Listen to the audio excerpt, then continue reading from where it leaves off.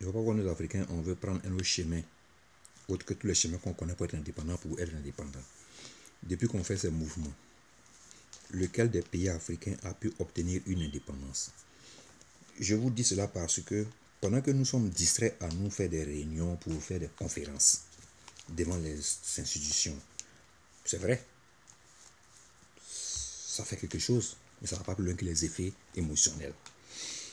Pendant que nous, on marche sur les ambassades de Libye, les Libyens ne sont pas les seuls à vendre des esclaves.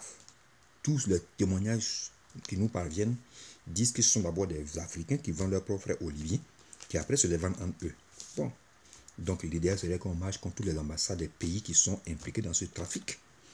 Le Congo, l'Est du Congo est devenu un endroit d'esclavage ouvert, public, connu de tout le monde. Bon, personne n'aimerait qu'on l'ambassade du Congo ou du Rwanda. Ou peut-être on les applaudit. Je vais dire cela parce que on se fait distraire par les médias étrangers sur l'affaire de l'esclavage en Libye, par un reportage de CNN, qui moi je trouve très bizarre, je ne vais pas revenir là-dessus, c'est pas ça qui est important, mais dès qu'on a commencé à parler du problème de Libye, on a commencé à perdre de vue notre vraie lutte. À telle enseigne qu'aujourd'hui, Idriss Déby est dans le viseur des Occidentaux, des Américains. Les Américains n'ont pas participé au partage de l'Afrique. Ils ont assisté à la réunion, ils n'ont pas participé à prendre des territoires, ils n'en voyaient pas l'utilité. Si on était à aujourd'hui, les Français et les Anglais n'auraient eu aucun territoire en Afrique. Ils le savent. Les Américains veulent venir recoloniser l'Afrique et refaire de nouvelles frontières, non plus basées sur les frontières de Berlin, mais des frontières basées sur la présence des multinationales qui contrôlent les ressources du sol africain. Donc, leur souci n'est plus de retracer de nouvelles frontières. Ils savent qu'ils ne peuvent pas le faire, mais leur souci est de tracer des frontières économiques. Et ils ont compris comment nous avoir, nous les Africains. Ils ont compris que nous vivons trop d'émotions. Il suffit de lancer un os, que toute la meute va se grouper dessus.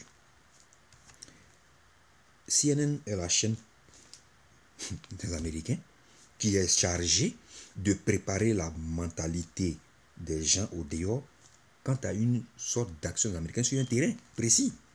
On le sait tous très bien sur cette terre que CNN, Fox Channels, CBS, ABC ne sont que les chaînes qui préparent la conscience des populations à admettre que l'Amérique doit faire une action militaire sur un terrain. Quand on nous présente un documentaire de CNN, alors que la personne qui lui envoie à cette journaliste la vidéo amateur prend aussi les vidéos avec les gens qui viennent de Libye, la question que je me suis posée d'abord, comment cette personne a pu entrer en contact avec un journaliste de CNN et non pas un journaliste de BCC ou de France 24 ou autre. Depuis des années, tout le monde sait ce qui se passe en Libye. C'est pas nouveau. On a tous oublié le CFA aujourd'hui. Tous nos frères activistes panafricanistes ne parlent plus. Le CFA, c'est fini. Ils sont tous sur la Libye.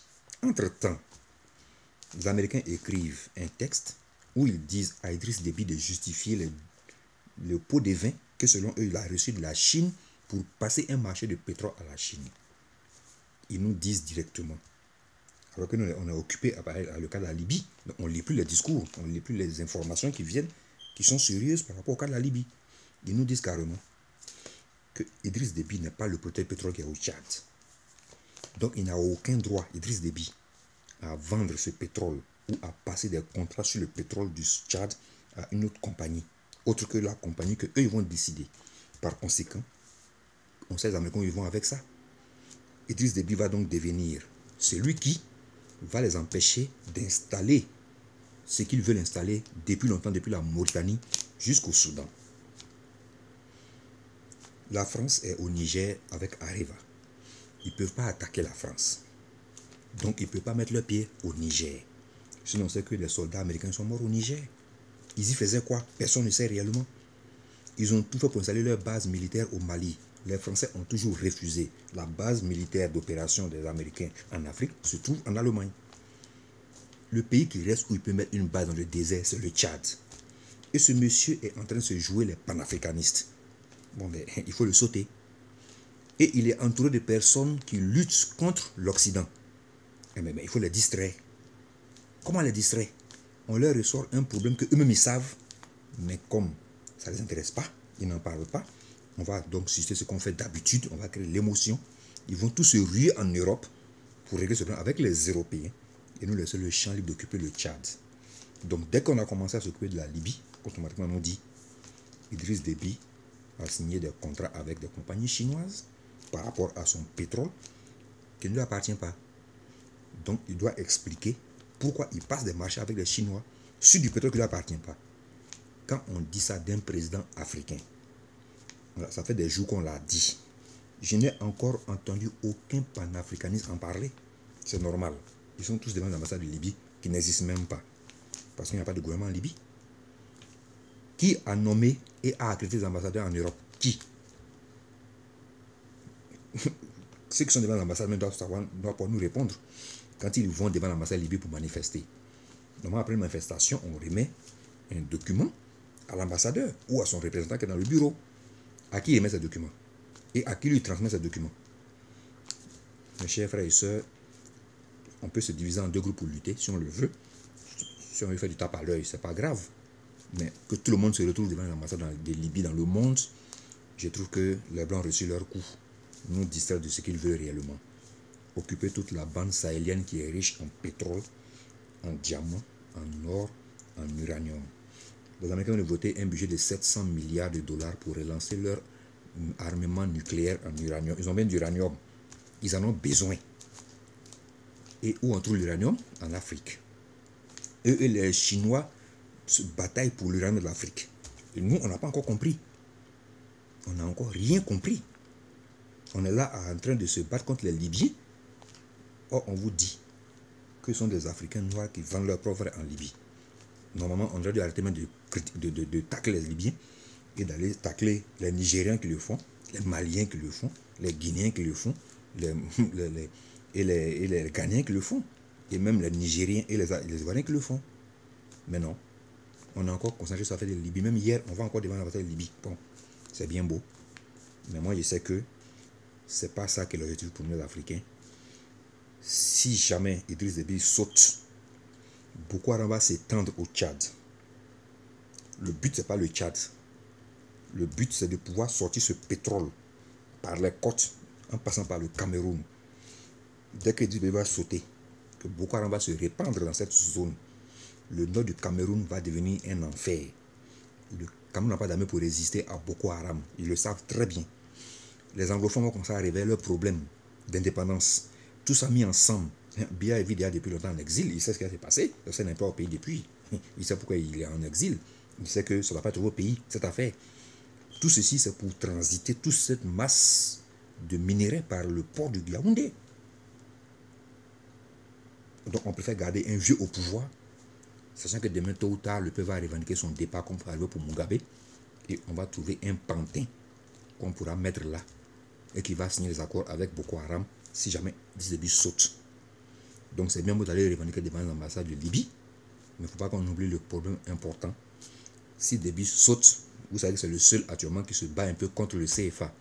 Donc votre affaire de front anti-CFA va s'éteindre là. Pendant ce temps, vous avez été distrait par la Libye, qui n'est pas votre objectif numéro 1. La Libye n'est pas le pays qui empêche les pays africains d'indépendance vis-à-vis de l'Europe. Donc, on ne doit pas oublier notre objectif numéro 1 qui est notre indépendance vis-à-vis de l'Europe. Et l'histoire nous a montré comment on devient indépendant. C'est pas la guerre, il n'y a pas autre méthode. Il n'y a pas de discours. Les Américains n'ont pas négocié avec les Anglais. Dès qu'ils ont tué un Américain sur le sol, ils ont commencé à faire la guerre.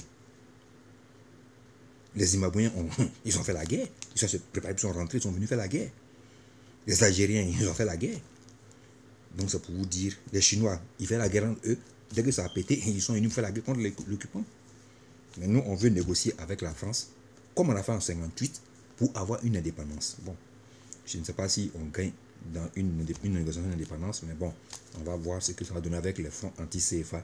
Mais je le rappelle très fortement, l'idéal, la Libye n'est pas ce qui nous empêche d'être indépendants.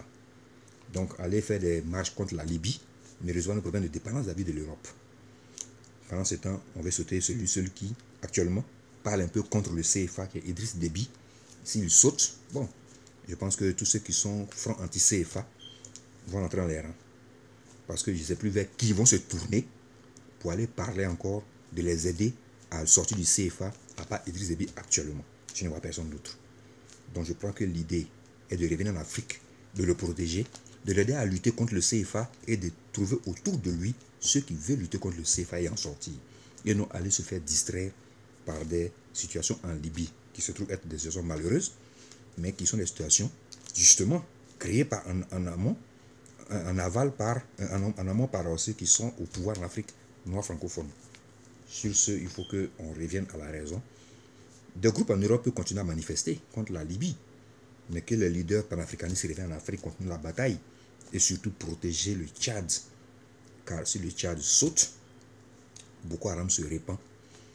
Et on sait ce que ça signifie, nous tous, Boko Haram se répand en Afrique centrale. Personne ne va dire bonjour, personne ne va dire l'histoire à quelqu'un. Chacun sait où il va rentrer. Grâce à Dieu, on est encore là pour voir clair. Tant qu'on voit clair dans les manœuvres, on doit pouvoir s'organiser vis-à-vis de ces manœuvres.